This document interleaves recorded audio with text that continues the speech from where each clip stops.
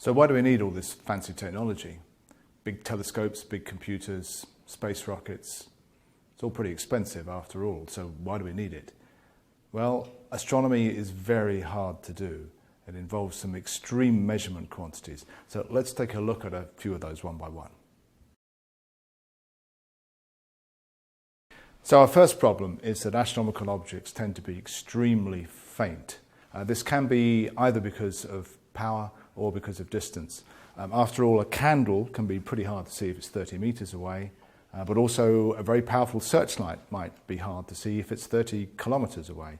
In just the same way, a small rock that's near to the Earth may be quite hard to detect before it hits the Earth.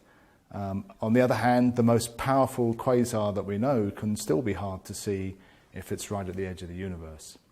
So let's have a little think about what makes things hard to measure, what determines the brightness of an object. Let's imagine the light spreading out from a star. So here's our star here, and light is spreading out from the star into an ever larger and larger spherical surface. Okay? So the light is spread over that spherical surface. What determines how bright it seems to us as we catch the light is how much light we get per unit area. So now imagine putting a detector of the same size at lots of different distances. So as you go further away, the fraction of the overall light that this is catching is getting smaller. So the apparent brightness of an object is going to depend as 1 over the square of the distance, because it depends on the total surface area of that sphere. So if an object is 100 times further away, it's going to be 10,000 times fainter. So that's a problem. So if this is the sun here, the sun is pumping out huge amounts of energy, something equivalent to 10 billion hydrogen bombs going off every second. It's enormous. But by the time that light reaches the Earth, it's diluted an awful lot. So that the light actually falling on the surface of the Earth is on average about 1.4 kilowatts. So that's not enough to warm you up, but a lot less. Now imagine transporting yourself to the nearest star, which is Proxima Centauri. That's 270,000 times further away than we are from the Sun. And then the light from a star like the Sun at that distance will be 100 billion times fainter. So you can still see that with the naked eye. But the trouble is that many astronomical objects, the things we want to measure, are another factor of 100 billion times fainter than that.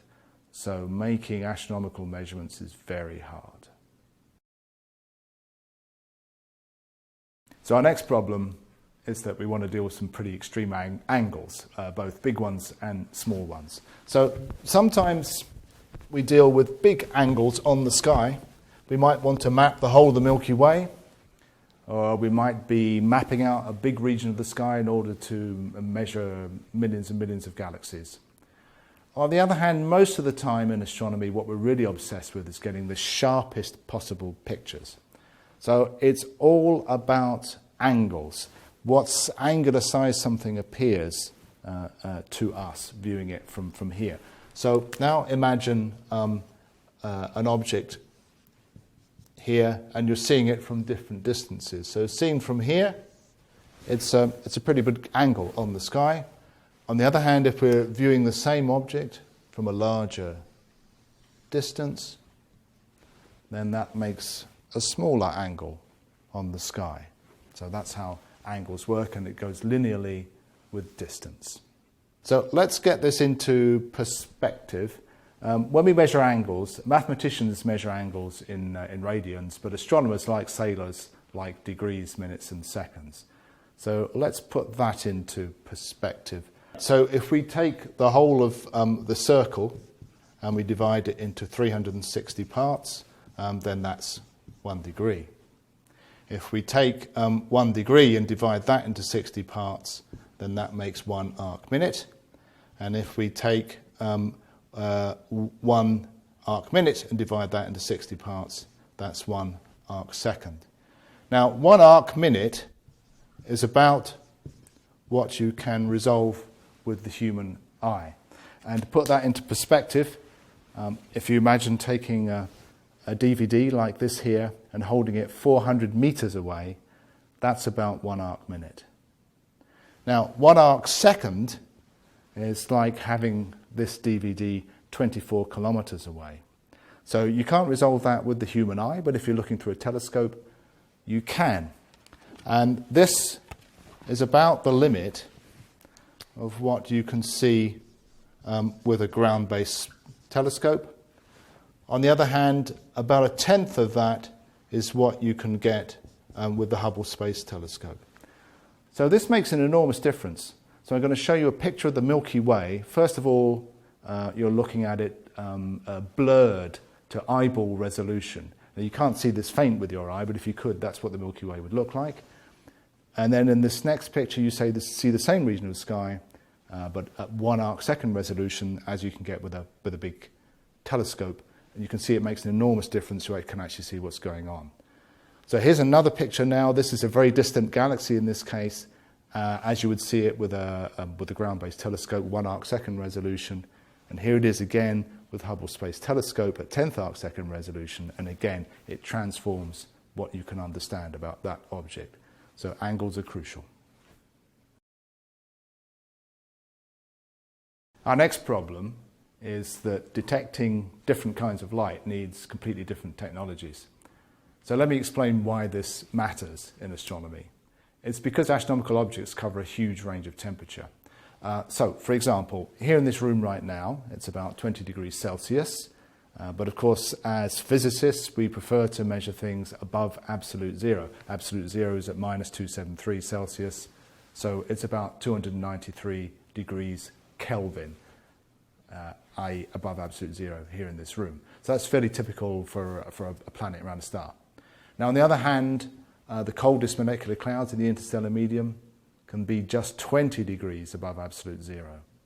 The surface of the sun is 6,000 degrees. An accretion disk around a black hole can easily be 10 million degrees. So the light changes when objects are different temperatures. If you take an object and heat it up, two things happen. The first is that you just get much more light in total. And the second thing is that the light shifts to shorter wavelengths as you get hotter. And you get completely different kinds of radiation. So let me spell that out and tell you why it matters.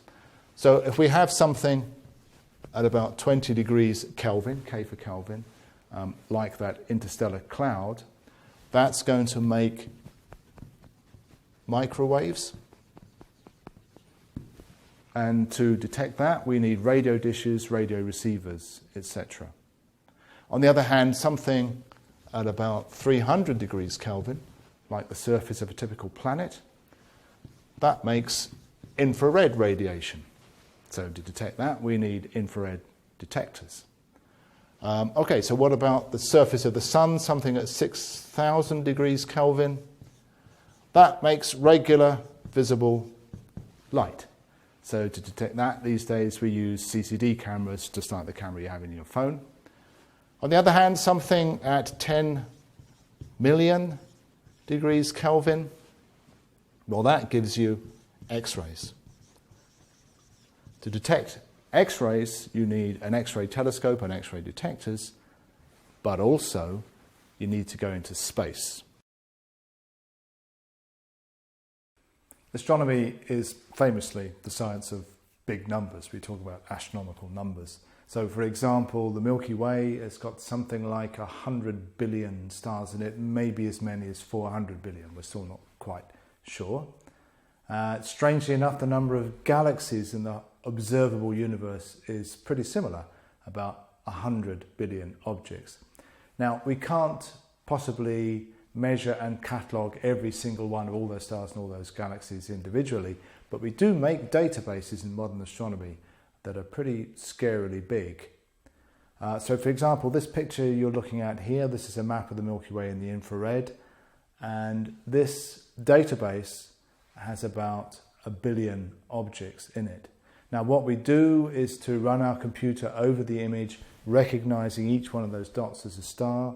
We measure a variety of properties for each one of those stars. So we turn this image into a giant table, as you're seeing here. And that table has one row per star, and each of the columns is a different item of information about that star. And sometimes in modern astronomy we want to trawl through a huge table like this, trying to find exactly the information we want about exactly one particular star or a handful of stars. That processing takes pretty big computers, and that's a challenge we're going to take up in week 5. So most of the universe changes rather slowly. The universe as a whole has been evolving over billions of years, and even the most massive stars, which burn their fuel very quickly, take a few million years to burn through their fuel. So most of the universe is relatively stately by human terms, but some things happen fast. A supernova explosion can rise up within a few days and decay over a few months. A gamma ray burst can happen in a few milliseconds. A rock heading towards the Earth that may be dangerous can change its position radically in a few hours. So some things do happen fast, and those are becoming very important in modern astronomy, those variable events. Dealing with those poses a lot of challenges, technical challenges, but also organisational challenges and social challenges. How do we share out our telescope time to deal with that sort of situation? How do we respond rapidly to alerts that come at us over the internet?